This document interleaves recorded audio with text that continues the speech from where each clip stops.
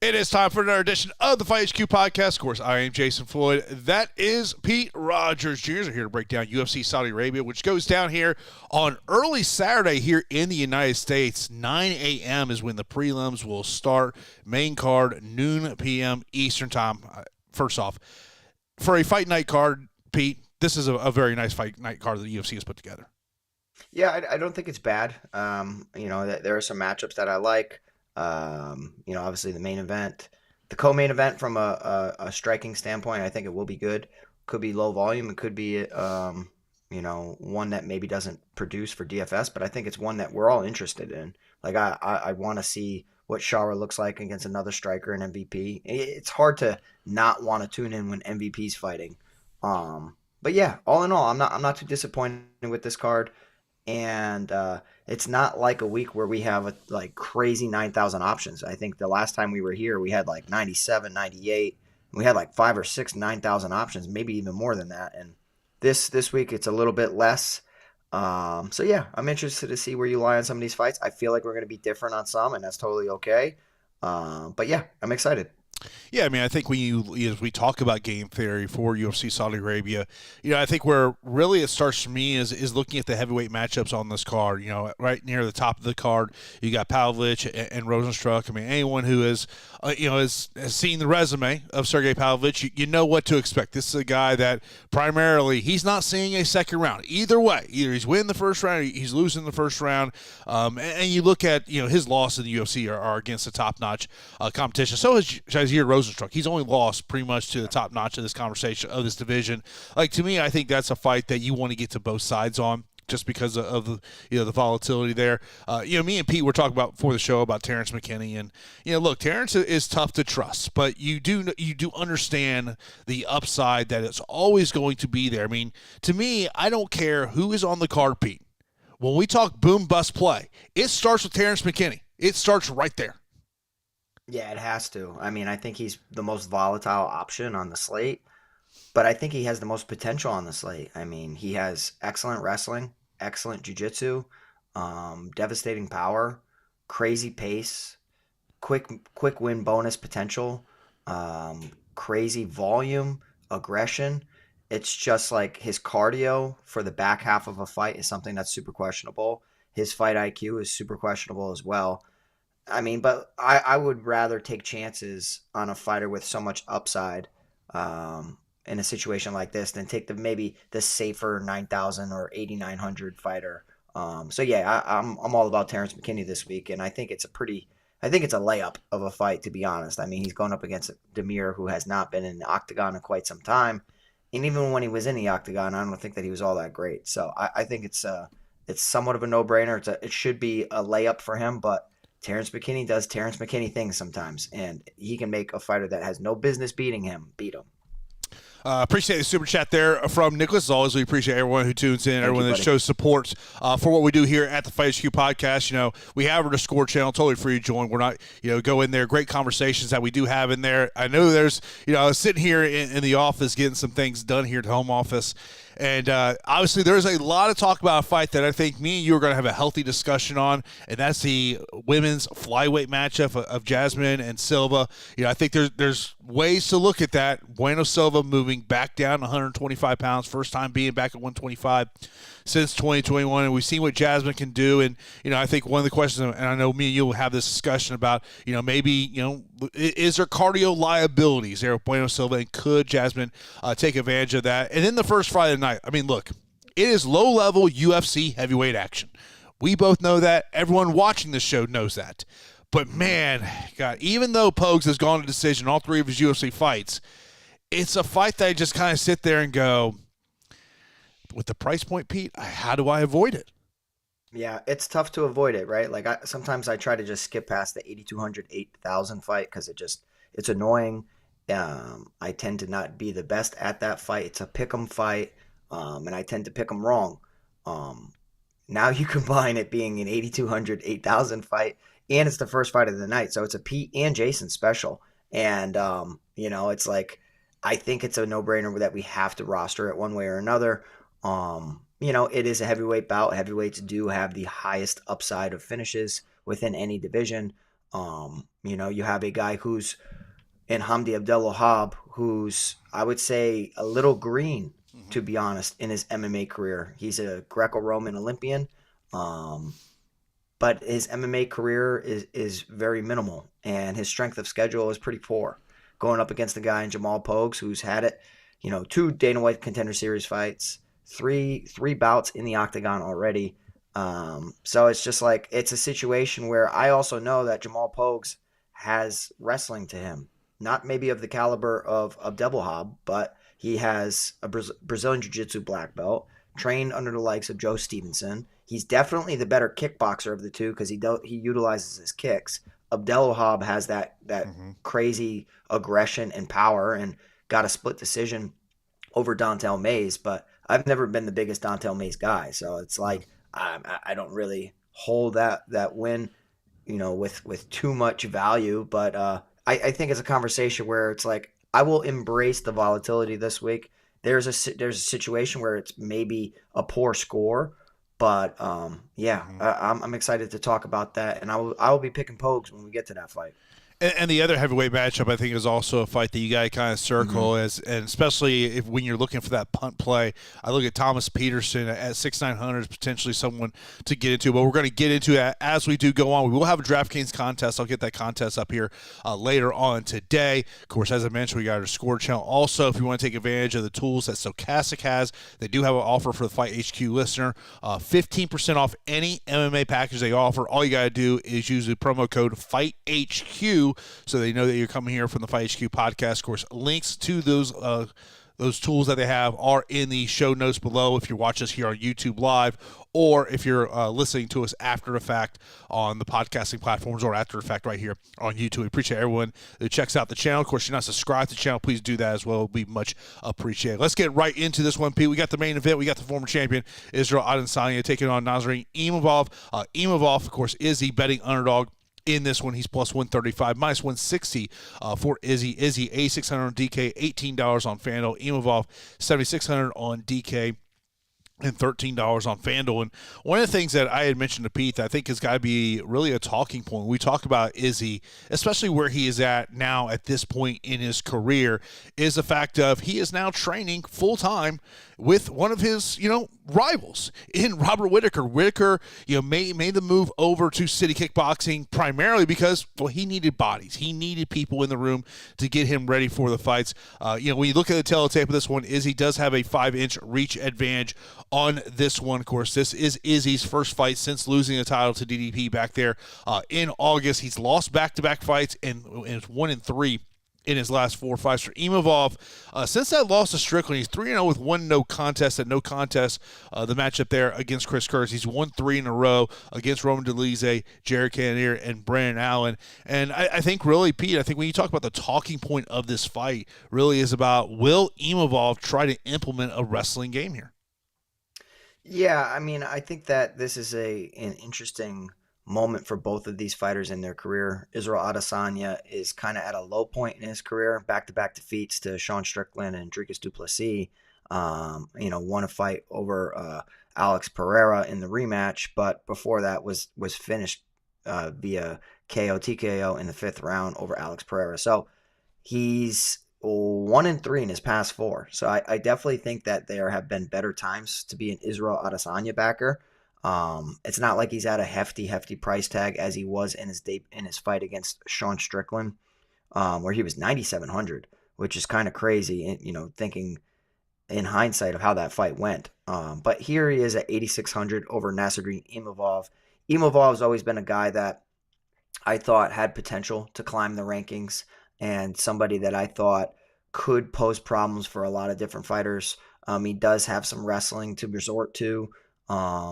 His striking, his hands are pretty good. Overall, I would just say he's an above average fighter. He's pretty damn good everywhere. I do think that there are moments where he's hittable. I think there's moments where, you can impose your will on him. And I worry about the strength of training partners, to be honest. So, we know that Israel Adesanya comes from City Kickboxing. There's some good bodies over there.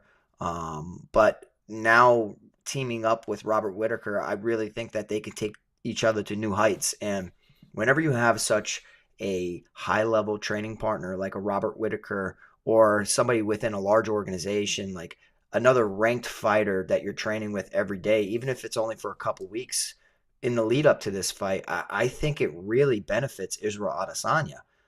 You're getting pushed. You can't be lazy in practice. You can't get away with just like, oh, I know my partner's tendencies. Like, they're basically having a rematch every time that they're going with each other. So they're holding each other accountable, and I actually think it's perfect for both of their careers. Nassourdine Imavov is very good. He's had some 5-round experience in the past where he finished Jared Cannonier in the 4th round, picked up a 5-round decision over Roman Dolidze, lost the decision to Sean Strickland, and that was an impressive fight. But I think that he may struggle to land effectively against Israel Adesanya. I think pushing him against the cage and trying to implement the wrestling is probably the best path to win some rounds. I don't see this fight being a finish. I see this going 25 minutes and being a pretty competitive fight where Israel Adesanya is long and rangy, and I think he could frustrate Nassourdine Imavov from the outside, landing low kicks, utilizing good footwork. And I think the footwork of Israel Adesanya, if he starts to kind of go back to how he used to be, I think it could make this fight a lot easier than what people are projecting. So give me Israel Adesanya here at 8,600. Truth be told, I'm not in love with this fight for DFS. Obviously, if Nassourdine Imavov pulls it off at 7,600, I think that he's optimal, most likely.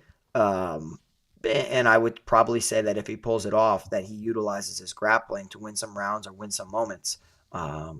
Izzy did not look good on the mat against Dricus du Plessis, and I think that it's pretty clear he's a kickboxer. He's rounded out his game, and he is, above average everywhere. But, his best path to victory is keep this fight standing and utilize that excellent top-notch kickboxing to get a win over Nassourdine Imavov. But yeah, so I'm picking Adesanya. I think he'll get his reads. I think he'll process the data in front of him, and I think he'll make some adjustments. So give me Izzy via decision. Yeah, I like Izzy in this matchup as well. I mean, obviously you do have some concerns. I think we mentioned it here on the show, the video him and Whitaker did together.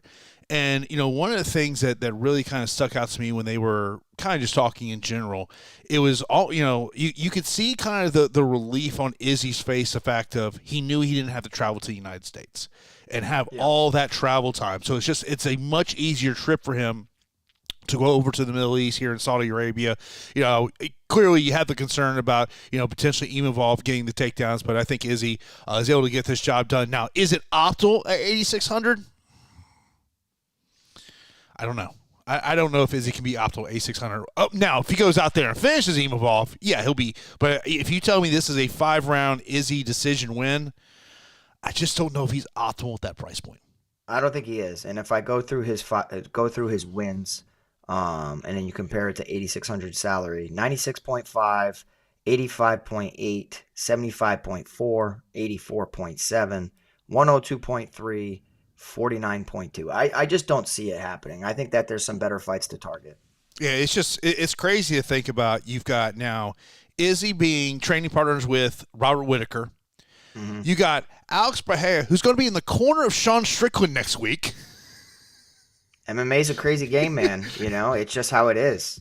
Yeah, there's a great video. I think I saw it on Instagram where basically Sean Strickland said the way he thought about Alex before and after, he said, he goes, I learned very quickly in that fight, I can't knock this dude out. Yeah. Yep. But yeah, he didn't try to wrestle either. So, Sean Strickland doing Sean Strickland things. But yeah, I mean, it's just crazy how the MMA game and fighting and it unites some people, even if you were adversaries in the past. No doubt about it. Now, our co-main event is Shara Magomedov taking on Michael Page. The key note with this matchup is Michael Page moving up to 185 pounds to take this matchup. He's a plus 160 betting underdog, minus 190 for Magomedov. He's 8,800 on DK, $17 on FanDuel. Page, 7,400 on DK. And $12 on FanDuel. For Shara Magomedov, he lands 6.82 strikes per minute, only 2.38 for Michael Page. Of course, he has thoroughly been a finisher throughout his career, 12 of his 15 wins coming by TKO or KO. He's 4-0 in the UFC. He will have a 6-inch reach disadvantage in this matchup. Of course, Michael Page, the last time we saw him was that decision loss against Ian Machado Gary. And one of the things I was telling Pete before the show is, like, stylistically, I'm really interested to watch this matchup, but from a DFS perspective, I don't love the ceiling when we talk about a fantasy score. I think it's very interesting, and I applaud Michael Venom Page for going up in weight to take on a fellow striker and Shara Magomedov, a fight that many people didn't want to take, I would imagine, especially if you didn't have wrestling. It's like, I don't know. And Shara has had some lower level opponents, definitely not of the striking caliber of MVP. But I even though MVP is pretty damn long and pretty big, I don't like this move to middleweight for him. I just don't. I think it's a drastic change. And I honestly think, like, his footwork, the footwork of Michael Venom Page can open a lot of things. His straight right hand, his blitz is beautiful. But we've seen him do that against other strikers that are not nearly the caliber of Shara Magomedov. They both haven't faced the same level of striker that they're going to on Saturday. So I'm interested to see how they adjust. And I think, honestly, like, the fact that MVP is susceptible to leg kicks is a huge thing for Shara Magomedov. Being so bladed with his stance, he's open to eat some leg kicks, some calf kicks. We saw Lima really expose that in the previous matchups against MVP. I do think that Shara Magomedov could struggle with the speed of Michael Venom Page. There's a world where I see this fight being a calculated back and forth fight where they're taking their time and it doesn't translate into DFS production. They both believe in their skills. So it's not like they're going to go in there and not believe in their striking. I think they're going to go out there and try to prove who's better. So it could honestly elevate the score than, what we are typically used to. So, like, MVP, if he lands a knockout shot, he's going to break the slate. I think Shara Magomedov can hurt Michael Venom Page too. We've seen Michael Venom Page get outboxed against, Mike Perry and BKFC. Shara is really kick reliant though. So I think him chopping the legs is a smart plan. And then if a clinch ensues, I know people think, like, Michael Venom Page, he grapples and has done some grappling tournaments and all that stuff.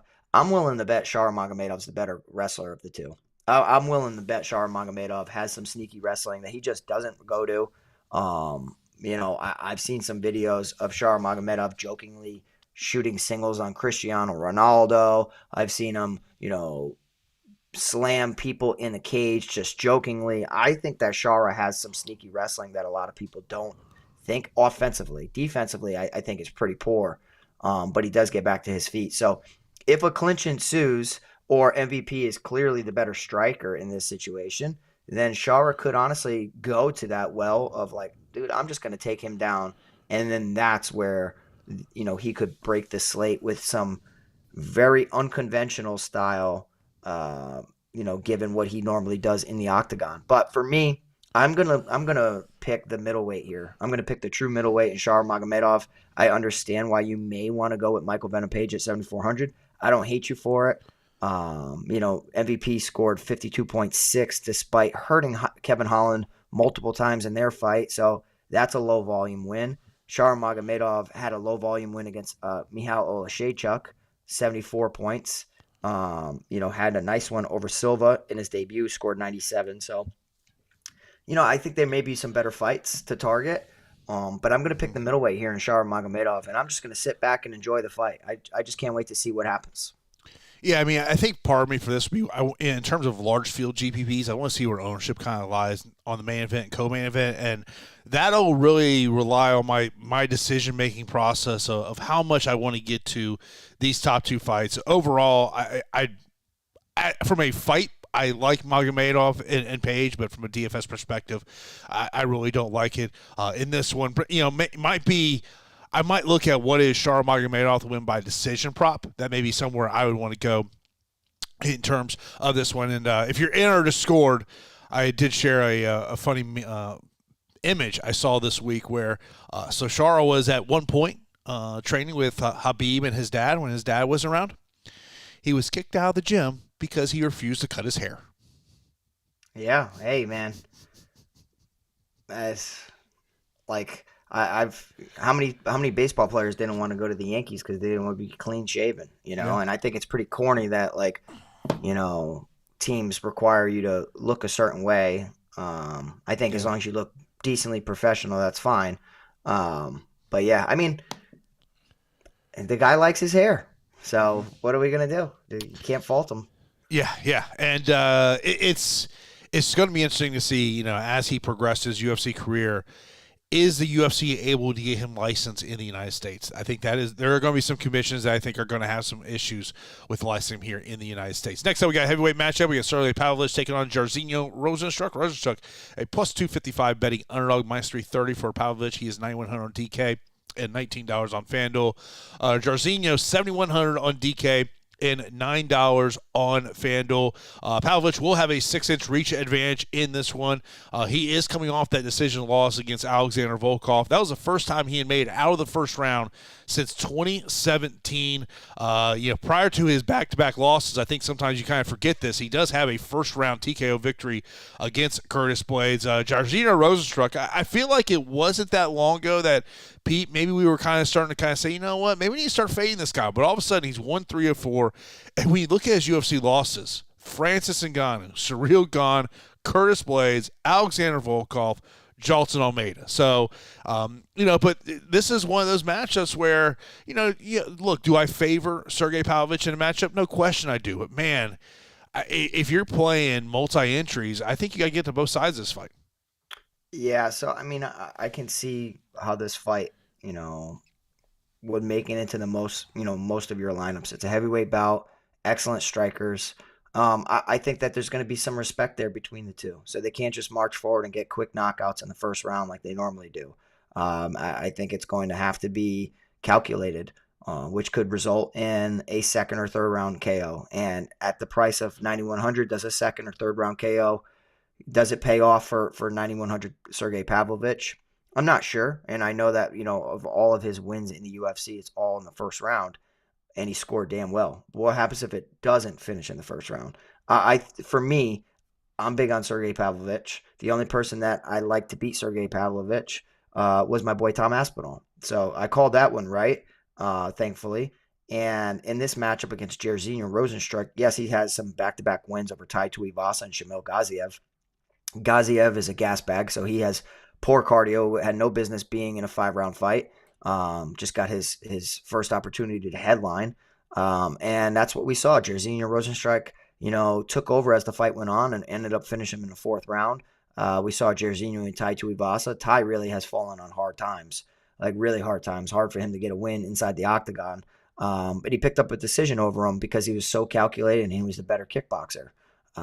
When a finish didn't happen, the better kickboxer won. I think a finish happens in this fight. And I don't think that Jairzinho Rozenstruik is going to knock out Sergei Pavlovich because I think that Sergei is too crisp on the feet. And I do believe that Sergei is going to get it done. Yes, he's back-to-back defeats over Tom Aspinall and Alexander Volkov. So I'll correct my statement because I did pick Volkov to beat Sergei Pavlovich. Because, again, he's like so tall, so rangy that he's going to give most people problems because of his frame. And Volkov just put on the most perfect performance over 15 minutes. Sergei, I think this is a much easier matchup against Jairzinho Rozenstruik. I can see why people may want to, go to the fighter that's on a streak. You got Jairzinho on a 2-fight win streak as the underdog, and you have the favorite in Sergei Pavlovich on a 2-fight losing streak as a massive favorite. So I can see why Jairzinho would be popular, but for me, Pavlovich finds the chin in round 2 or 3 and knocks out Jairzinho Rozenstruik. Yeah, I mean, you get scared to play under 1.5 rounds in heavyweight action, but this may be the ones. I mean, it's going to be juiced. Maybe you sit there just because Jairzinho does tend to be a guy that doesn't throw out a lot of volume. Maybe he can get past the 7.5 minute mark if you look from the betting side. But to me, from a GBP perspective, I want to get to both sides of this matchup. But the pick for me is Sergei Pavlovich. Next up, we got Said Nurmagomedov taking on Vinicius Oliveira. Said Nurmagomedov is a minus 160 betting favorite, plus 135 for Oliveira. Oliveira 7,500 DK, $11 on FanDuel. Said Nurmagomedov A700 on DK and $18 on the FanDuel. This is the first time we've seen Said Nurmagomedov since October of 2023. That was that first round submission wins against Gaziev. 7-2 in the UFC. Both of his UFC losses have come via decision. For Vinicius Oliveira, he lands 5.87 strikes per minute, only 3.55 for Nurmagomedov.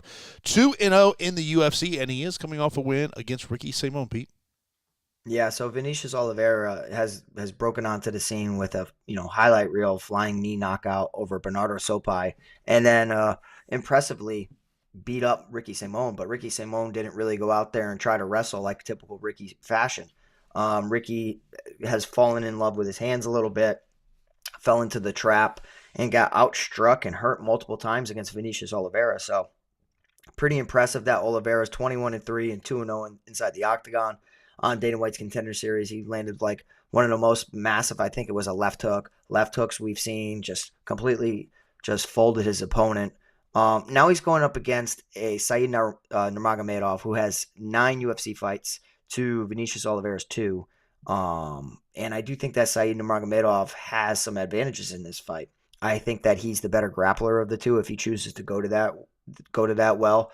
I think his submission game is much better than Vinicius Oliveira, and is sneaky. I mean, you saw how he got that against Gaziev in the first round, got it against Kakramanov in the second round, got it against Cody Stamann in the first round. So like his head and arm or his guillotine series is just so sneaky.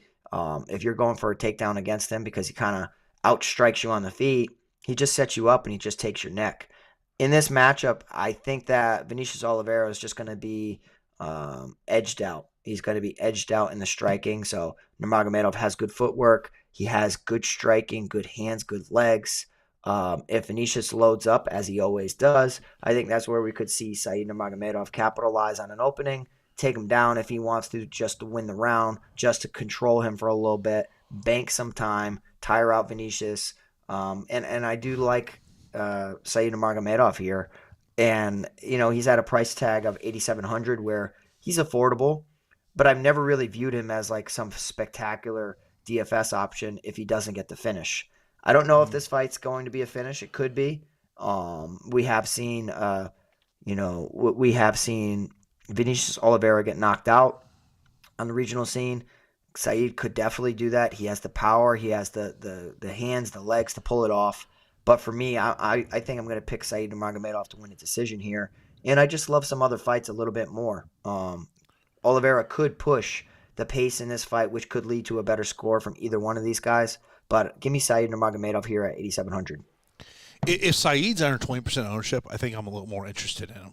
Okay. To me, it just comes down to where's that ownership at, where, if you talk about from that, say that 84 to 8,800 range, who is going to be that fighter that just doesn't have a ton of ownership? And in these large short GPPs, you may be able to take advantage of that situation. Next up, we got Ziam taking on Mike Davis. Mike Davis is a minus 140 betting favorite. Ziam plus 120. He's 7,800 DK, $14 on FanDuel. Davis, 8,400 on DK. In $16 on FanDuel for Ziam, 3-inch reach advantage. In this one, he has won 4 in a row, and he's 6-1 in the UFC since losing his UFC debut to Damir. That only loss in that last 7 fights have come against Terrance McKinney. He is coming off a third-round victory. TKO victory against Matt Frivola. Mike Davis, he does land 5.35 strikes per minute in UFC competition. But the one thing that to me sticks out about him is the fact of since 2020, this will only been his 4th fight. 0 fights in 2020, 0 fights in 2023, and sometimes that can be a concern, and sometimes it's maybe not. This is I think a fight where I'm kind of looking at taking a shot on the underdog here. Yeah, so when you have a fighter who has been absent from the cage for several years or some years with complete inactivity, could be injury related, It could be, other things personally, like within their lives that they're trying to deal with and handle. Fighting isn't everything for somebody, and it's tough, right? I mean, at this level, you are getting paid well, so it does make sense to fight more often. And you won't meet a bigger Mike Davis fan than me. Like, I love Mike Davis. I think that he's absolutely spectacular. I've been following him since for years before he was even in the UFC in 2019. I think that Mike Davis has excellent hands, very good Muay Thai, truly, truly developed his wrestling over the years too. So like his wrestling is like the ace up his sleeve. Whereas if a round's competitive, he's so strong and he mixes in his takedowns so well that he can really solidify a round. He also has very sneaky submissions too, so he can hit you with an arm triangle choke. And he's not just a striker like he used to be in the past. I mean, I think that he's come a long way since his crazy war on Dana White's Contender Series over Sadiq Youssef, which he lost via unanimous decision. That's when I became a fan of him. And he's always been a guy that we've labeled massive potential. The one concern I have in this fight, though, is just going up against a fellow UFC fighter with way more activity. I mean, we had Ziam fight twice in 2024. Jai Herbert, Mikhail Figlak, Claudio Puelles, Matt Favola, Terrance McKinney. Terrance McKinney. You know what I mean? Like there's been, I don't know why the hell I said that. There's been so many strong opponents that Ziam has fought. So like, he's not fighting a bum, and Ziam is going to stand and trade with him, and he's always had to defend takedowns, and Mike Davis is used to having success with his takedowns. I think we're going to see 2-1. Who pulls through? I'm going to pick the underdog in Ziam. I think that his range is good. His kickboxing is improving. His kickboxing is always what brought him to the dance. His submission defense has let him down in the past. I mean, he's been submitted 3 times. Once against Terrance McKinney, got that one right. Once against back in 2016 over Haoshin Wu, and once over Vishkan Magomedov. So those are back in 2016. He's improved dramatically since then. 8 years since those 2 defeats, and I think anybody in round 1 can lose to Terrance McKinney. So I don't know why we would hold that against him. Mike Davis has all the potential in the world. Personally, I like Mike Davis, and I love his potential. He's been a guy that I want to climb the rankings, be more active. He's got all the tools, man. But I think that I'm going to pick the guy who's been more active in the octagon in Ziam. And outside of, let's say that Mike Davis doesn't have as much success with takedowns, I think the volume and the variety of Ziam will edge him out in the decision over Mike Davis. So give me Ziam. Give me him as an underdog here. Yeah, he's one of those underdogs that I definitely want to target in terms of this one. But, obviously concerns there with Mike Davis. But maybe ultimately he's just going to go out there and prove us wrong and go out there and put on a great performance there. Next up, we got Muhammad Naimov taking on Ofli. Ofli, of course, coming off losing on the Ultimate Fighter Season 32 featherweight finale against Santos. This is his first fight since losing that matchup. Naimov does have a 4-inch reach advantage in this one. He is coming off a 3rd-round submission loss in June, which did snap a 6-fight losing streak. He is a minus 360 betting favorite, $9,000 on DK, $19 on FanDuel. On the other side, you got a plus 270 betting underdog, you got $7,200 on DK, and $9 on FanDuel beat. Yeah, so I think that Kaan Ofli is an interesting underdog because of his wrestling, because of what he showed us on The Ultimate Fighter. But I think this is a massive step up in competition. I have to tell you. I think this is a massive step up in competition. I mean, we've seen Muhammad Naimov knock out Jamie Malarkey. We saw Muhammad Naimov beat Nathaniel Wood. We saw him knock out Silva. We saw him go 3 rounds with Lima to get submitted in the 3rd round, and Lima's an absolute monster. So, I think that Kaan Ofli has potential. I don't know why they would accept this fight for him, because it's dangerous. Kaan Ofli is just coming off a knockout defeat and got knocked out bad against Mayra and Santos.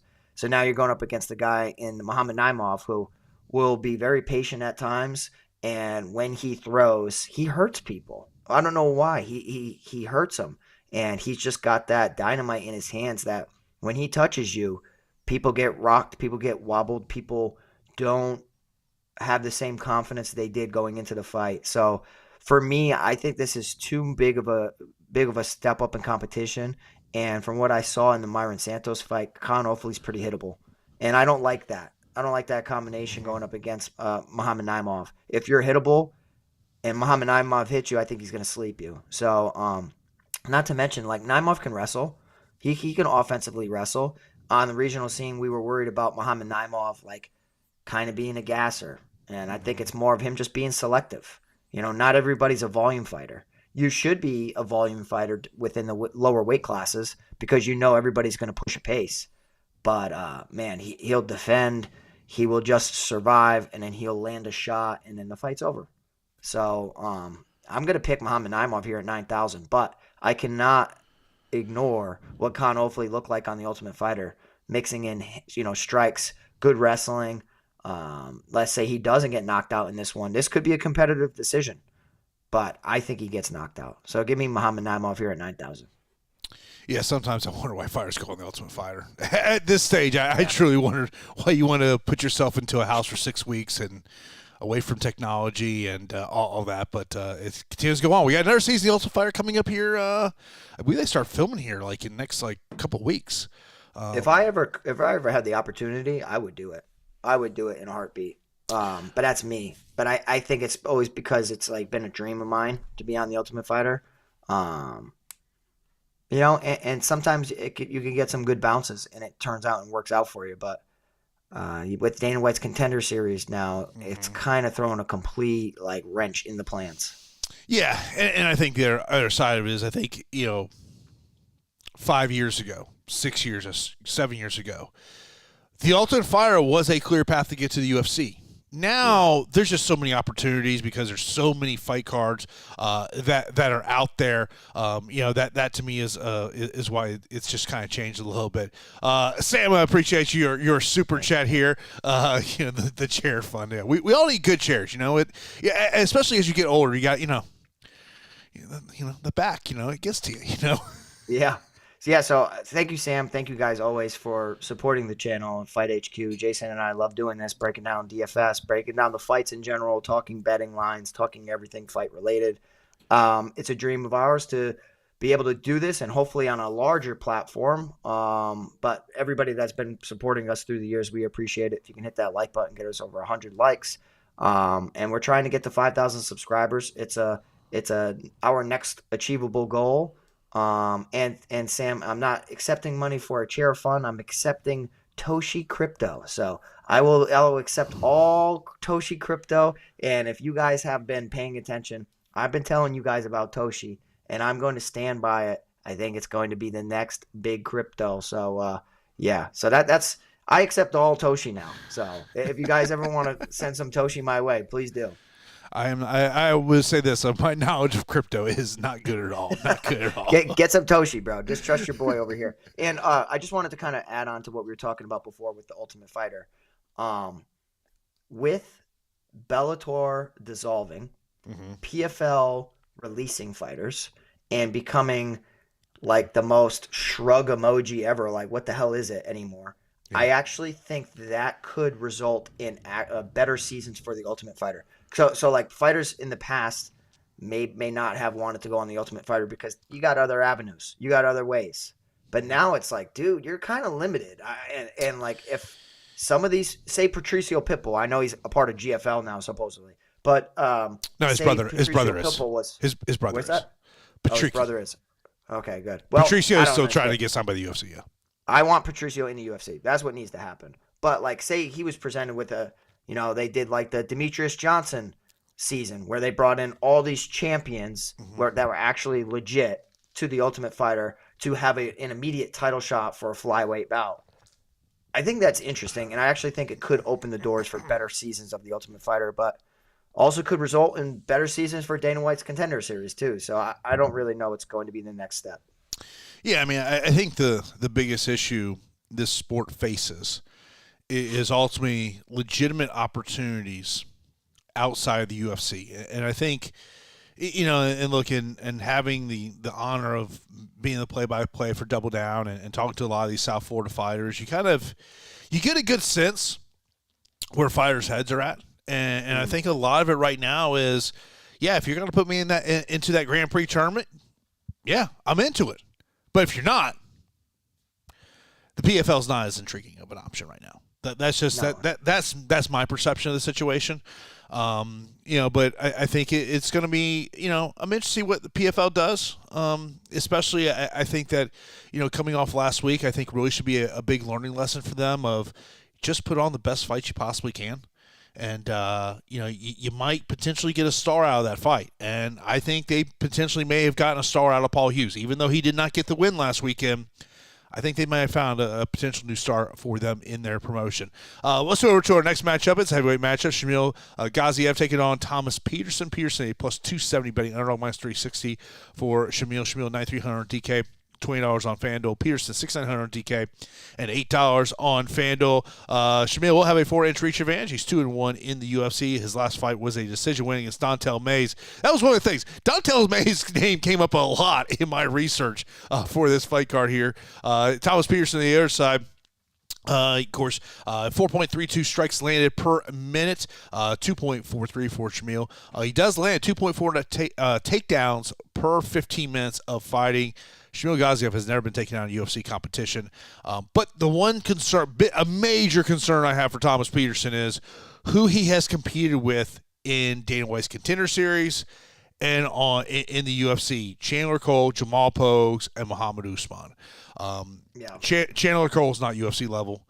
If Chandler Cole is ever to get to UFC, he needs to be a light heavyweight or even a middleweight at some point. Pogues and Usman, we go. They're at the lower end of this division, Pete. Yeah, I do think that Thomas Petersen has some skills about him. I mean, he's a pretty damn good wrestler. In wrestling and chain wrestling is something that a lot of higher weight classes abandon. And you start seeing everybody just become, a striker, just, slinging leather back and forth. And if you're a technical wrestler and you have a very good single leg, I think that you can have a ton of success in the heavyweight division. Don't be shooting doubles on heavyweights. You need to manipulate their balance. So like having Thomas Petersen go in there and attempting single legs is awesome. I think from a striking standpoint, he's learning. And he's learning on the job, which is not the best thing. Okay, like for me, I was a striker my whole life. Early in my career, I didn't have much grappling, so I was learning submission defense and grappling on the job. You get presented with opportunities; it's hard to say no. And I don't think it's the smartest decision. Obviously, you more years you have in the game, the more well-rounded you become. But I have to pick a fighter to win this fight on Saturday. So the clear striking advantage lies with Shamil Gaziev here at 9,300. And I do think that the wrestling can nullify each other. Gaziev is somewhat of a gas bag, though. So I do worry about him getting taxed from the pace and pressure of Thomas Petersen, who is a physically imposing guy, has good wrestling, will reverse him, against the cage, will, kind of pummel back and forth with him. And I actually think their wrestling could nullify each other. It could be a lot of wall install. And then it comes down to who's the better striker. And I think the boxing of Shamil Gaziev is far ahead of Thomas Petersen. So, Petersen's not a bad underdog to come through. I find it hard for me in my mind to see him not getting a win over Jamal Pogues, who, yes, I am picking, and I will be picking him for the first fight of the night. But not getting a win over Jamal Pogues, but getting a win over Shamil Gaziev. Gaziev is so much hype behind Shamil Gaziev and what he's done on the regional scene. And, this guy knows how to wrestle in Shamil Gaziev, and he knows how to strike. So I don't want to MMA math it, but I just think that Shamil Gaziev is going to get it done. Do I love the price tag? No. Do I think there's tons of disrespect on Thomas Petersen? Yeah, I think so, because I definitely think that he could pull it off. I mean, we saw what he did with Muhammad Usman, but I don't think Gaziev's Usman. So give me Gaziev here at 9,300, and I think he ends up finding a finish in the second or third round over Thomas Petersen. To me, Thomas Peterson's a pump play. I'm not going to pick him to win this, but when I'll say this, when we're talking about DFS perspective, let me spend $200 less and get the Sergei Pavlovich than go on Shamil Gaziev. I mean, in terms of looking at it from a fantasy score upside situation, I'd much rather spend 200. Now, maybe you sit there and say there's a big gap in terms of ownership, and you maybe say, hey, let me do a little leverage here on Shamil Gaziev, but I don't mind a pump play here in Thomas Petersen. Next up, we got Terrance McKinney taking on Damir Hadzovic. Hadzovic a plus 375 betting underdog, minus 550 for Terrance McKinney. He's 9,200 on DK, $21 on FanDuel. Damir 7,000 on DK. And $8 on FanDuel. When I was over at UFCstats.com and looking at some general stats on this fight, one of the ones that really sticks out to you is average fight time. Damir Hadzovic 10 minutes 44 seconds. Terrance McKinney 3 minutes and 3 seconds. Terrance McKinney. I mean, look, when I initially saw the betting lines on this, I was like, wow, whoa, because we're talking about one fighter, Terrance McKinney, who's 5-4 in the UFC, and then on the other side we got Damir, who's 4-5 in the UFC, hasn't fought since July of 2022, which was a loss against Mark Diakese. And, of course, Terrance McKinney coming off a 37-second loss against Ribebex back in May. And since 2019, all McKinney fights have been in the first or second round.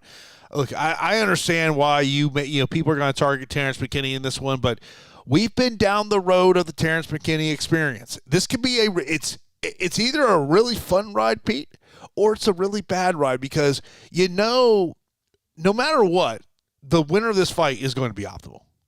Yeah. Yeah, I'm buckled in, man. I'm buckled in. And I'm going to be back in Terrance McKinney here, and pretty heavily. I think it's a no-brainer. And the reason why I think it's a no-brainer is because Damir Hadzovic is a guy that, for whatever reason, I don't know, he just falls apart. He really does fall apart. His grappling is nil. His submission defense is horrible. Even his striking is not the best. And let me just put it like this. He had one fight in 2022 where he scored 5 points against Mark Diakese. Okay. He landed 5 strikes. I think he got completely ragdolled. Okay. So one fight in 2022. Terrance McKinney has had 8 fights from 2022 to now.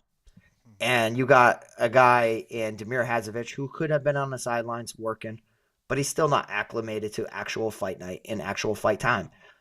I think as long as Terrance McKinney doesn't blow this fight for himself by overexerting himself, getting close to a finish, time's expired, getting close to a finish, allowing Hadzovic to work back in. I think he has to lose it for himself, which we've seen him do, but I think it's under 5%. I think that Terrance McKinney goes out there and dominates Damir Hadzovic. So this fight's going to be optimal. I have a real strong feeling about that. Hadzovic, totally okay if you want to get to him because you're just hoping that McKinney fails and then Hadzovic takes over. But I think McKinney's got him covered everywhere. 8 fights from 2022 to now versus Hadzovic's 8. And you're going up against one of the best round 1 fighters in the business. I don't see how Hadzovic survives. McKinney's almost a lock for me this week. I mean, look, we know Terrance McKinney does have wrestling in his back pocket. We not really necessarily haven't seen it inside the UFC. I mean, look, it's one of those situations where, and I mentioned this earlier, and when we talk boom bust, and you tell me Terrance McKinney is on the card, he is the ultimate boom bust play. He can either go out there and get you 100 points, or he might get you 10. This would be a situation where you expect he goes out there and gets 100 points, but man, you're gonna be sitting on your couch on Saturday morning going, oh God, Terrance McKinney, don't let me start drinking this early. Yeah, I mean, I'll tell you what, it depends on which night he decides to be a smart fighter or a stupid fighter. I mean, good fight IQ, bad fight IQ. Mm-hmm. I don't really even think it matters. I really don't even think it matters. I just think his instincts are going to take over, and he's going to dominate. I think he'll beat the hell out of him standing up. I think he'll take him down. He'll slam him 5-6 times in one round and choke him out with 30 seconds of the first round. So, if he does not give me 100 points, I'm super, super disappointed, and clearly he was not a good play. but he's one of the best round one quick win bonus guys on the entire slate, each and every fight card. And I think it's a softball of a matchup. Get him back in the win column UFC and match him accordingly. Next up, we got a female matchup at 125 pounds, as we have got Jasmine taking on Silva. Silva returning to 125 pounds for the first time since 2021. She is a plus 225 betting of underdog, minus 275 for Jasmine. Jasmine, 8,900 DK, $17 on FanDuel. Silva, 7,300 on DK. And $10 on FanDuel. As I mentioned, for Mayra Bueno Silva, first time being back at 125 pounds since 2021. That was a decision loss against Manon Fiorot. She's lost back-to-back fights, 5-4 in the UFC. 4 of her wins have come via submission. On the other side, Jasmine's won 3 in a row. Her takedown average per 15 minutes of fighting, 6.5, where Silva has a takedown defense rate of 66%. And one of the notes that sticks out to me and kind of goes into kind of one of my thought process of this fight is we look at Jasmine. 6 of her 8 UFC fights have gone the distance. Both of her stoppage wins have come in the 3rd round in the UFC. And I just wonder, being back at 125, will we see better cardio from Silva than we saw at 135?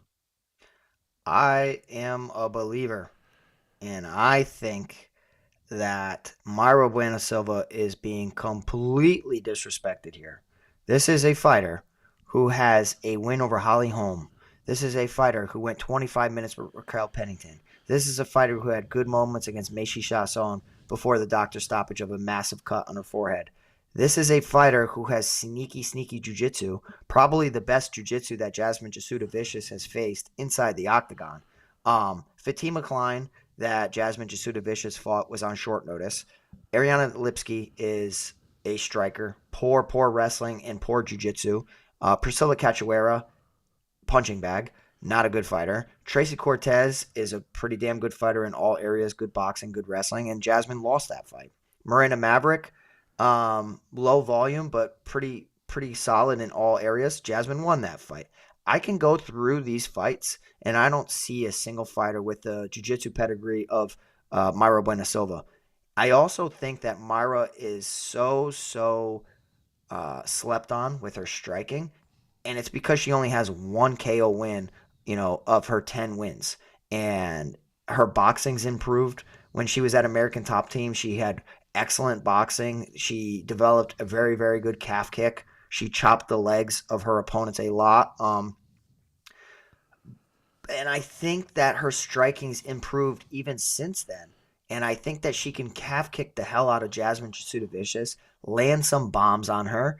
Jasmine will push a higher pace, but that could lead to her getting caught in a submission attempt. That could lead to her running into a shot, because I don't think that Jasmine's a good striker. I really don't. I think that she's a below average or maybe average striker. I think Mayra has the advantage in that situation.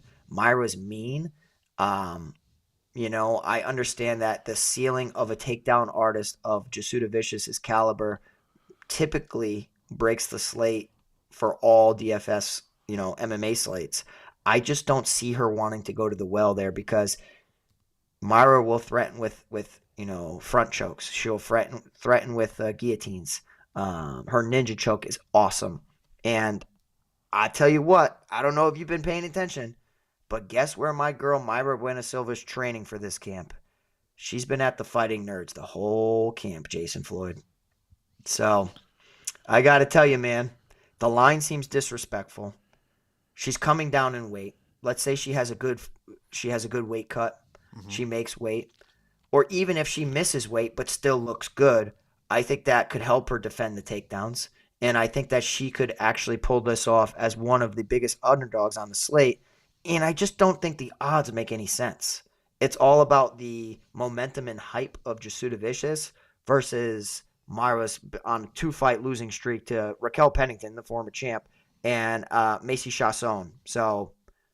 And then her previous fight was overturned to a no contest over Holly Holm. So for me, the odds are too wide.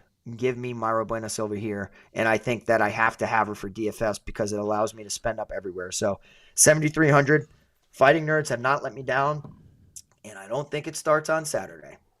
No, they definitely have not let down. I will note on the other side, Jasmine and her team have been in Thailand for the last 6 weeks getting ready for this matchup.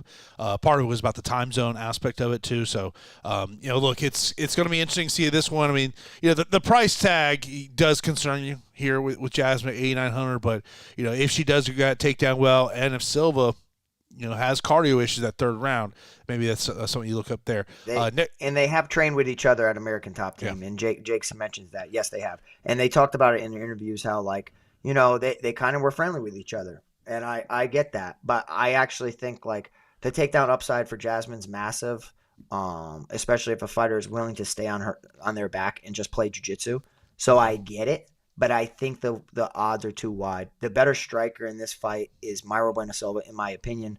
And I think the fight's going to play out on the feet a little bit more than her previous Jasmine fights. Yeah, and this is another one you got to kind of look at ownership there, as Samuel's mentioned about leverage fight here. Next up, we got Bogdan Grad taking on Lucas Alexander. Alexander minus 120 betting favorite, plus 100 for Grad. Grad A300 DK, $16 on FanDuel. Alexander 700 DK. And $14 on FanDuel. This is UFC debut for Bogdan Grad. Of course, he beat Michael as well on Dana White's Contender Series back in August. 11 of his 14 wins have come via stoppage for Alexander. 1-2 in the UFC. Both of his losses have come by first-round stoppage. We have not seen him in competition since November of 2023, and he will have a 3-inch reach advantage beat. Yeah, so, I think that Bogdan Grad has the power to knock out Alexander here. But I think that there is some technical issues with Bogdan Grad's style in comparison to Lucas Alexander, who isn't just a boxer. Lucas Alexander is a very good Muay Thai practitioner, trains with my striking coach from out in New Mexico, Crew Dom, who has a facility in Tampa. Is it Tampa? In Florida, Elite Muay Thai. I'll have to look it up right now. But Crew Dom is awesome. He is in South Daytona, not Tampa. But yes, he's a fantastic Muay Thai coach, fantastic Muay Thai practitioner himself. And Lucas Alexander splitting time between Elite Muay Thai and Fusion XL, I think is beneficial for him. And it's something that he has shown, and he showed it in his debut. In his first win over Steven Petersen, where he put on a clinic. And I remember I was worried about the takedown defense of Lucas Alexander. And he just beat the hell out of Steven Petersen for 15 minutes.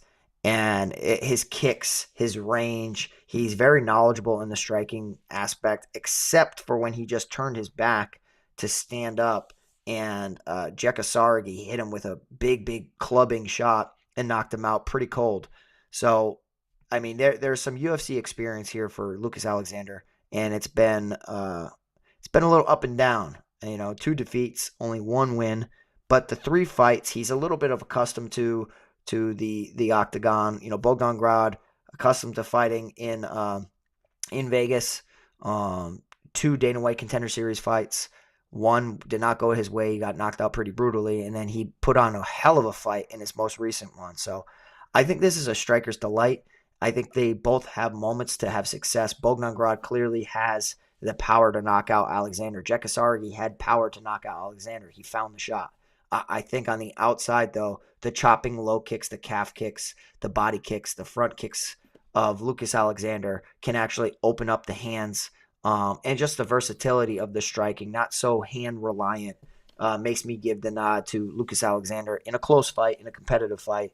But yeah, 7,900. Give me Lucas Alexander. Probably some bias in there too for my coach and his guys. Mm-hmm. I just know how good the striking caliber is of everybody that works with my coach, Crew Dom. So yeah, I'm gonna back Alexander in a small underdog shot here. Yeah, I like Bogdan. In this situation, I have a lot of concerns about Alexander's durability from what we've seen inside the UFC. Their opening fight of the night is a heavyweight matchup. It's Hamdi taking on Pogues. Pogues minus 105, minus 115 for Hamdi. Pogues $8,200 DK, $15 on FanDuel. Hamdi $8,000 on DK. And $15 on FanDuel. The first time we've seen Hamdi since 2022. Of course, the reason for that was a failed USADA drug test. Pogues comes into this one with a 5-inch reach advantage. He's 2-1 in the UFC all of his fights have gone the distance. And, I mentioned this earlier, Pete. It's low-level UFC heavyweight action. Let's just call it what it is. That's what this fight is. But I just kind of feel like we might have to prioritize this one. Yeah, I mean, you definitely could. Hamdi Abdelwahab, broke onto the scene with a victory over Dontel Mays, got a knockdown, got 3 takedowns. He's a Greco-Roman Olympian. A lot of people were backing Dontel Mays as a pretty big favorite or moderate favorite, if you will. And I didn't necessarily understand why everybody was so in love with Dontel Mays in that situation, but Abdelwahab has good Greco, so he should be able to dominate the clinch with a lot of people. He's a smaller statured guy, so he has to close the distance. I think that in a fight, he just seems so green to me. He seems so green. He's going to be at a 4-inch reach advantage, and he looks a lot shorter than he is. He's listed at 6'2". I'll have to see the weigh-ins to see if he's really 6'2". He kind of looks like a meatball, but he's very, very good with throwing hands into a clinch to get takedowns. I do think that Jamal Pogues is striking. His kickboxing is better than Hamdi.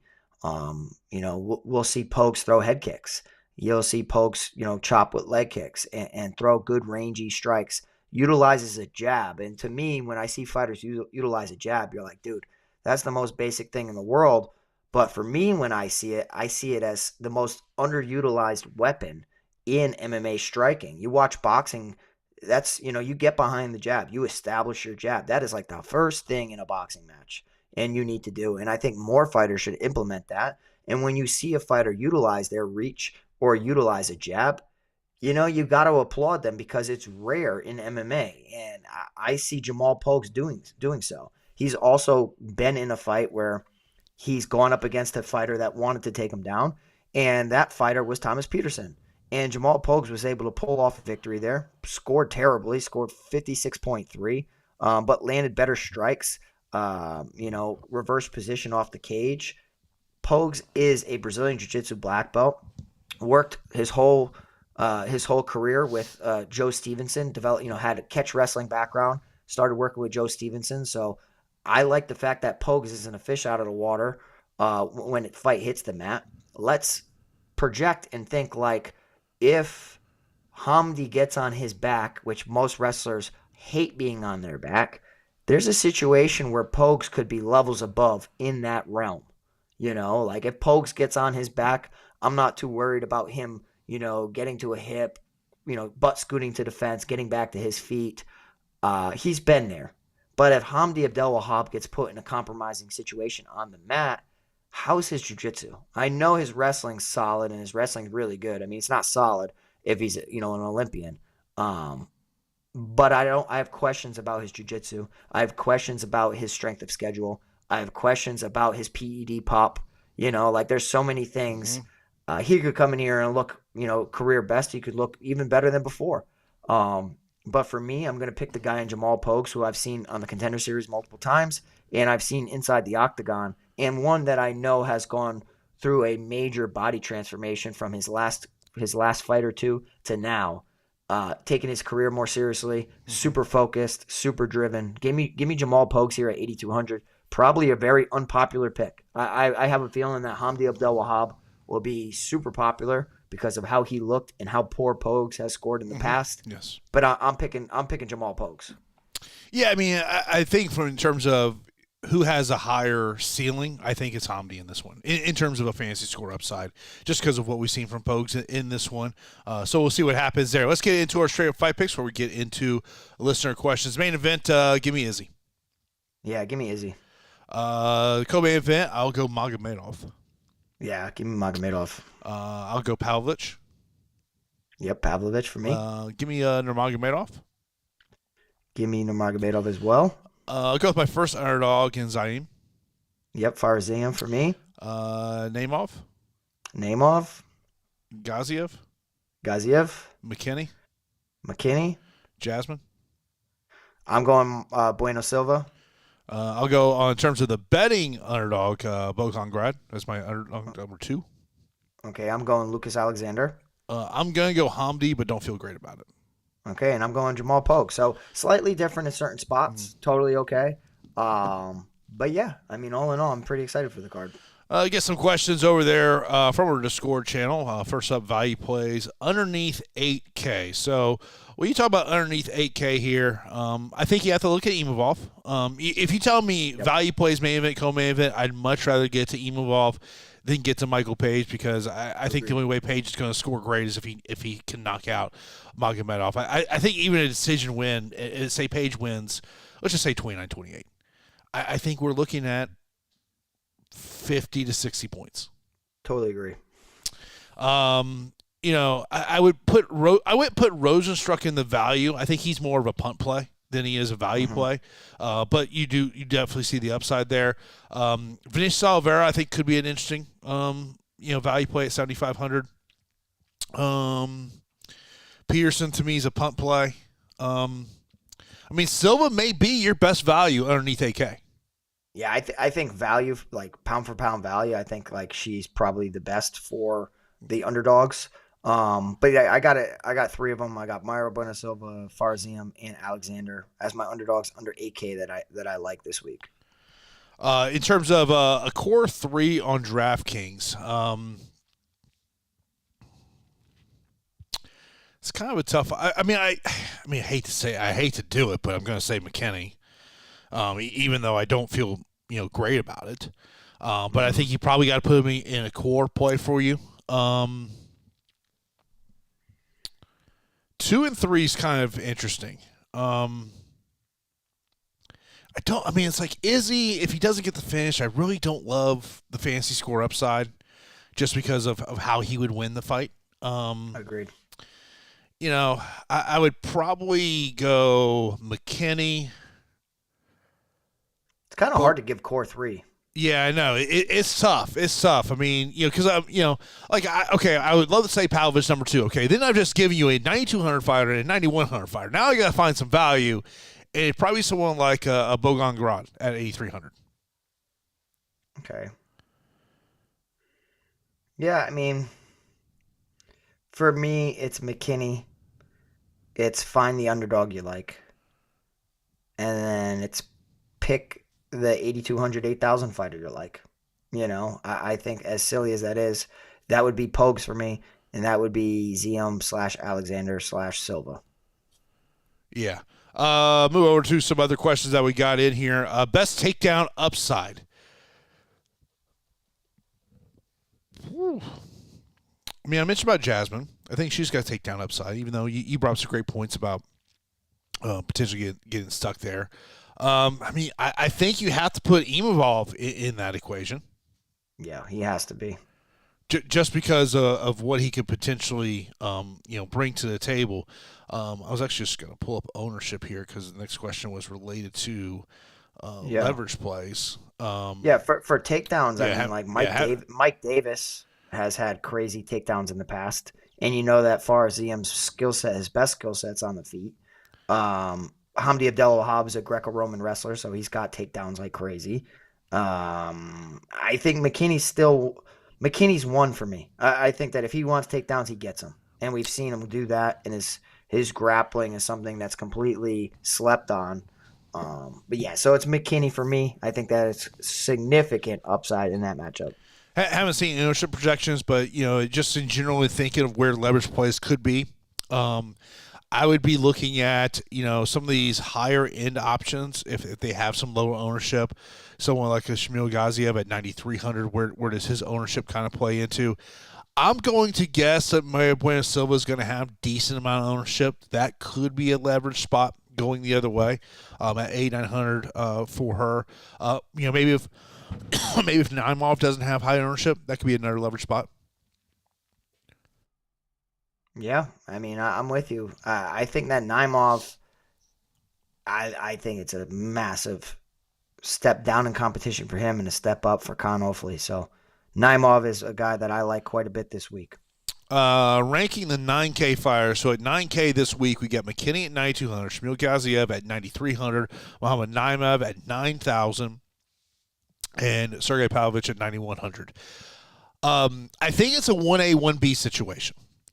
with Terrance McKinney and Sergei Pavlovich. I would give the slight edge to McKinney just because of the potential of a 25-point bonus for getting a win under 60 seconds. Okay, that's so fair. I would got put. McKinney. I got McKinney 1. Yeah. Yeah. Then to me, Pavlovich would be my number 2.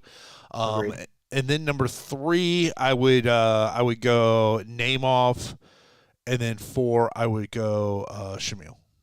Yeah, I'm with you. I'm completely with you. It's bullish to put Naimov over Gaziev. I get it. But I like it. I think that Petersen's tough, and Petersen could even make it a 15-minute decision, and we've seen Gaziev go 15 minutes in the past. He scored 85. He scores 85 at 9,300. That's not optimal. Yeah. Next up, Sam's got his usual questions here. So best plays. I mean, I think we've kind of labeled those out for you. McKinney, Pavlovich. If I was going to label a third one, that's tough for me. That's tough for me. I think they're the clear top 2 plays of the week. Agreed. I just don't know if you have enough to work with to put them both in the same lineup. You know? Yeah, that's gonna be You'd have to be an Imavov backer. Well, I think you're an Imavov or Bueno Silva backer. Yeah. You know, I mean, you're going to have to dumpster dive a little bit if you're going to put both those fighters in your lineup there. Top inside the distance fighters. I look at Pavlovich and Rozenstruik. Same thing. I think Pavlovich could get the job done quicker. Rozenstruik to me would be a little bit later on in the fight. McKinney I think is one. I think the Grot Alexander fight. I think the winner of that fight likely is wins by finish there. So those would be kind of the ones I would look at. Yeah, I'm in agreement. Live dogs. Looking at where we sit with the odds right now. I mean, these odds could drastically change here over the next 24 hours. Getting even money on Bogdan Grad is very intriguing to me. I don't want to touch the money line on Terrance McKinney, by the way. I do not want to touch that line. I'm going prop game money if I'm going to bet Terrance What's McKinney. It at now? Minus 550. Yeah, Yeah. I like his finishing props. I'm not going to money line him. For Ziam at plus 120, I think that's a nice little live dog situation there. Imavov plus 135, I think is also intriguing. Yep. Go ahead. Go ahead. No, I was going to move on to the next question. Yeah, go ahead. Top pump play. To me, it is either Thomas Petersen or Jairzinho Rozenstruik. Fantasy score. Looking at it from a fantasy score upside situation. Yeah, it's got to be Rozenstruik as the pump play for me. I could see Petersen pulling it off, but it's much easier to just knock somebody out than to out wrestle him for 15 minutes. Yeah. Best decision odds. These are just fights that I think are likely going decision. The female matchup, I think likely goes 15 minutes. Gaziev Petersen, would not be surprised that one goes 15 minutes. Davis and Ziam, wouldn't be surprised that one goes 15 minutes. Magomedov Page, I think, goes 15 minutes. Izzy and Imavov. I want to look and see what the over 3.5 rounds is. I think that goes the distance. Yeah, that would be kind of my thoughts on that. My coach, the same coach that trains Lucas Alexander, he has worked with Mike Davis a lot too. So, Davis trains at Fusion XL, right? Yeah, so that's where my coach. His own spot. I mean, yeah, basically. There. Daytona Beach to Orlando, you're talking about hour 15, somewhere in that range. So I mean, it's relatively. I mean, come on, in the Northeast, y'all guys travel like 2 hours to get from gym to gym. We sure do. So yeah, I mean, like I personally like Mike Davis, and I think that he has all the potential in the world. I also just think that Ziam is very, very good, and he's been more active. So I could see that going like that. You want to know what I'm doing this weekend, Jason? What are you doing this weekend? So my father-in-law and my brother-in-law asked me to. And you know how I stand on this one. Oh, you're going? I'm going. Oh. I'm going because I'm going to go with an open mind. And I'm going to bare knuckle on Saturday. And I don't know how I'm going to feel about it. I think you're going to feel the same way I did when I went. It's headhunting. I don't necessarily call it boxing. And I remember having this conversation with Mike Richmond, who's done very well in bare knuckle. He's actually trying to get a fight with Mike Perry right now, because he's a BKFC champion, and he has competed in bare knuckle in Europe along with bare knuckle here in the United States. And he tells you, he goes, it's two totally different. He goes sports, where he says, like, if you're talking from a pure boxing aspect, the European version of bare knuckle is more pure boxing. In BKFC, you really don't see a lot of body work. And Mike, I'll have to find the clip. If I can find the clip, I'll put it in Discord. And he basically talked about, like, look, like, going to the body in BKFC is very dangerous just because of everyone's headhunting. And he goes, you got to be very particular in how you choose your spots. But yeah, it's the one thing I will say this, and I saw this clip from Luke Thomas from Mortal Kombat this week, and he was talking about kind of the state of combat sports. Outside of the UFC, who can do what BKFC did last weekend? They put 17,000 people in the Wells Fargo Center in Philadelphia. For people who are not aware, the Wells Fargo Center is right across the street from Lincoln Financial Field, okay? And the one thing I'll say is, and like I'm not going out of my way to watch BKFC. If, like, it was on a streaming platform that I have, I do not have DAZN. If it was, and you know what, I had nothing going on, like, this weekend's a pretty light sports weekend in all reality, I'd probably tune in. Just, it's not something I'm going out of my way to sit there and watch. But the one thing David Feldman gets that the PFL doesn't understand and other major organizations don't understand, he understands the value of local ticket sellers. You have to be an idiot to not understand that. I mean, you come on, Jason. We can't, like, I'm not trying to not give him flowers for that, but that's the most common sense shit in the world. Come on. If I put a fight on in Texas, don't you think I should put some fighters from Texas? PFL don't understand that concept. You know what I mean, though, bro? I know. It's pathetic. And I was there for PFL at Mohegan Sun. And no local guys. And you could tell by the attendance. I don't think you'll ever see PFL at Mohegan Sun ever again. Yeah, probably not. I mean, they kind of ruined it. I mean, like, at the end of the day, I know people who run that building. Yeah. You got to put butts in the seats. Let's just say that. You got to put butts in the seats. Of course. The PFL, they're so against using local ticket sellers that would literally put butts in the seats. And, like, you think about, for people who've been around this sport, Bjorn Rebney, Zach Light, Sam Kaplan, they were tremendous about understanding who were the local ticket sellers. Like, people, like, they would sit there and go, Jason, why are you in Thackerville, Oklahoma? I go, you want to know why we're here? It's because there's 1,000 people in a ballroom. And it doesn't matter who they put at the top of the main event. More times than not, it was Joe Warren, because the WinStar loved Joe Warren. But they just knew how to put the right guys in. You think of Scott Coker in Strikeforce, then into Bellator with Rich Chow and Mike Kogan. They understood you got to put the ticket sellers. You got to put the Pete Rogers Juniors of the world that are going to put 500 people in that building. And of course your work the biggest problem being about that major local ticket seller, this.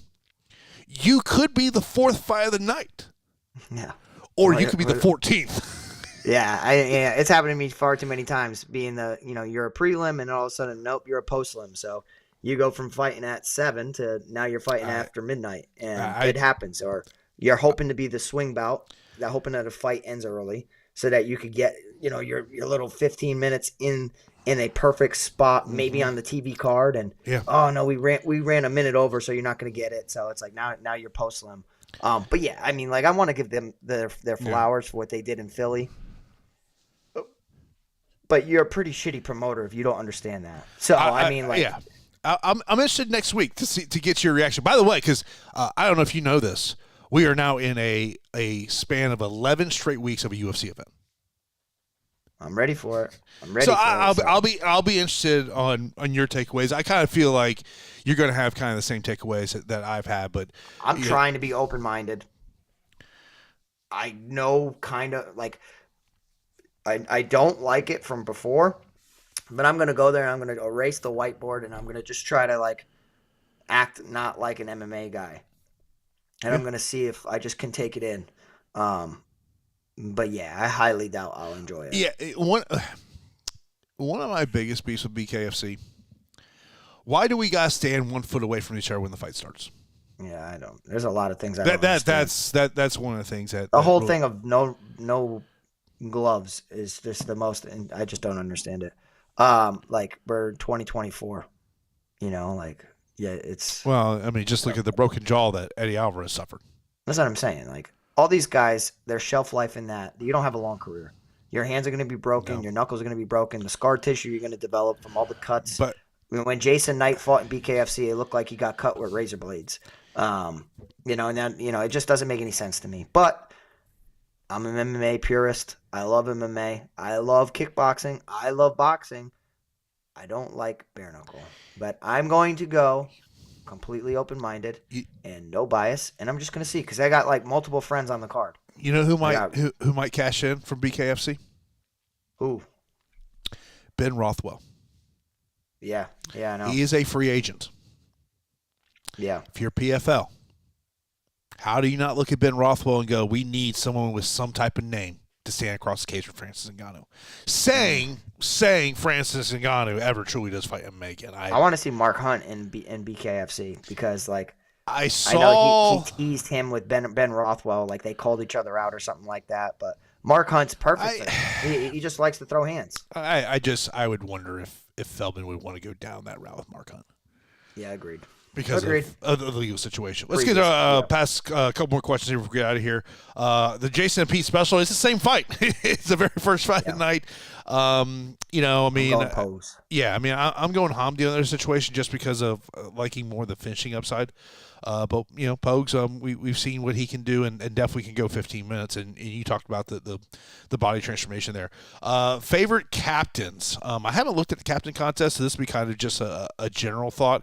Look, if McKinney's in that captain contest, which he probably will not be, I would imagine he'd be probably fairly high owned. I would imagine Pavlovich would be very high owned as well. And then both guys in the main event. I mean, if the ownership's not bad on Pavlovich, I think that's probably where I'd want to go in terms of a favorite captain. My captain will be McKinney, and I will be embracing the volatility. His over-under is 7.5 for finishes. Less. My initial thought was less. I'm saying, how do you get to 8?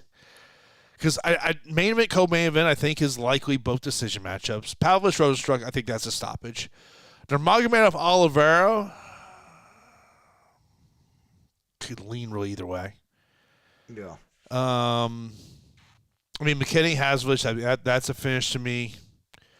Grant Alexander, I think, is a finish. And then you got kind of a bunch of other matchups that you look at and say, hey, could go decision, could not. But yeah, it's But yeah, I'm looking forward to it. I love me some afternoon MMA. I'll tell you that right now. I know I got to work Friday night, so I might be missing this one. So I don't know. I will BKFC on Saturday. So I will tell you one of the cool moments I did see on X here a little while ago is you had Said Nurmagomedov and Vinicius Oliveira playing ping pong together. Oh, that's cool. I like that. That's something you truly don't see on Fight Week. That's just something you don't see. You don't see. That's cool as hell. By the way, thank you guys. By the way, who's Brennan fighting on Saturday? I don't even know. I don't even know the guy's name. And no disrespect, but I don't know who he is fighting. I honestly, the only reason I knew it was happening was because I saw Jorgen De Castro's on the card. James Dennis. Yeah, no clue who that guy is. He has 1 win in BKFC. I'm just pulling up the fight card. Let me Bang Bros fighting? Yeah, he's headlining. So they got, let me see. They got Brendan as the co-main event, so at least they're smart about that. That's a very smart move. They got Julian Lane fighting Cameron Van Camp, who we've talked and broken down Cameron Van Camp. We got a friend of mine in Rico Tushulo, who is on The Ultimate Fighter, a part of Team McGregor. He's fighting there. You got Jorgen De Castro fighting on the card as well. You got Parker Porter, who was a previous UFC fighter as well. And they all seem like they're in pretty winnable matchups and match made correctly. So, granted, it's a different sport, but if they were fighting these guys in MMA, they would be heavy favorites. So, I'm interested to see how it goes. I mean, I'm just, as I was over just on the BKFC website, my first very much thought was like, David Feldman just showing you how to run a local show. Not hard, guys. It's really not hard. I mean, like the amount of local fighters that are on this card. Brandon Ward. We'll call him local too. He's from Mass, so I'll call that local. Yeah, you got Jorgen local, Parker Porter local. You got some local guys. You got Kastrat Shima, who's from Glover Teixeira's gym. He's local. You know what I mean? Like it's not rocket science. Will Santiago is a guy that I'm familiar with. He's out of Jackson Wink. Yeah, I was just clicking on him too. Yeah, because I remember I did a couple interviews with him. I mean, he didn't get that win on the Contender Series, but he's actually been doing bare knuckle since 2022. I mean, look, that's what a lot of, I mean, this. I mean, that's just where a lot of MMA fighters that have not been able to get to the UFC, they tend to go to BKFC. It's the way it happens, but hopefully you have a good time. Yeah, we'll see. We'll see. I don't sense the optimism there at all. I'm trying. It'll be cool to hang out with my brother-in-law and my father-in-law, but we'll see. I don't want any blood on me, so yeah. Every time I'll be right next to the ring too. So. Every time I call MMA, that's my biggest fear. Yeah, I mean, it's blood spatter. Yeah, I don't mind it, but I definitely for an MMA fight, I don't worry about it. But for this, yeah, I'm not dealing with that. Yeah, the odds of there not being massive amount of blood coming out. Or a crazy knockout. You know what I mean? Like it's gonna happen. Yeah. So, of course, if you're not there, you can watch it on DAZN. I know that is where BKFC is now, and who knows, man? We see Conor McGregor in BKFC. I think it's probably more likely it's there than UFC at this point, but we'll see what happens. Right. Conor clearly making Paul Hughes a star this week with everything that's going on there, and so interesting times in the world of mixed martial arts, and I will let everyone know here in about 30 minutes I'll be doing the MMA Report podcast. That'll be live on X, so you can check that out as well. As always, we appreciate everyone who tunes in. Of course, be sure to join our Discord channel. Of course, we'll have the DraftKings contest. We'll put the link up here. In the show notes, we'll also put that link in Discord as well. Of course, if you're not subscribed to the channel, be sure to do that. Hit that thumbs up on the video. That really does help us out a ton. Of course, we mentioned Stochastic is offering 15% off all their MMA packages for the Fight HQ listener. All you got to use that promo code Fight HQ. You can also just click the link there in the show notes. That'll take you right to that. Pete, anything else you want to miss before we got here? No, I was just paying attention. Somebody showed up to my house on my camera system, and I was just like, "What the hell's this?" Lucky my dogs didn't get him. But no, I'm good. Everything's good here. Thanks for tuning in. Thanks for supporting the channel, Jason and I appreciate it. Try to help us get to our next goal. We're trying to get to 5,000 so that maybe we can land a sponsorship deal with a major betting or DFS website in addition to Stochastic. You know what I mean? Like Stochastic doing the partnership with us. It's awesome. Utilize their tools. Use our code. It's in the description below. It helps out tremendously. But yeah, Jason, I might sleep through these fights. We'll have to see how my weekend goes. But I might set it and forget it, man. But good luck to everybody. Thanks for the support, and you guys be good. Yeah, I'll be watching on my phone because I get my new car detailed and get some things done to it. So I got third car in like 6 months. So oof. Yeah, you might want to get a bicycle. You better do something different, bro. Man, these God, it has been you better chill out. It's been a while. It's been a wild 6 months. Wild 6 months. I mean, that's all I'm saying. That's the best way I can describe. But you know what, man, I'm healthy. You know what? That's all that matters. You gotta look at the positive things in life, and everything's good on this end. So we do appreciate everyone tuning in this episode of Fight HQ. We'll be back here next week. We'll get you ready for we have the pay-per-view next week, right? Yeah, that's next week. Don't ask me, dude. Yeah, I'm pretty sure it's next week. Pretty sure you know better. we live on a week to week. We're still trying to figure out how to construct all of our DFS lines for this week. So we appreciate it. That's it. I ain't worried about next week. Exactly. We'll talk to you next week right here on the Fight HQ podcast.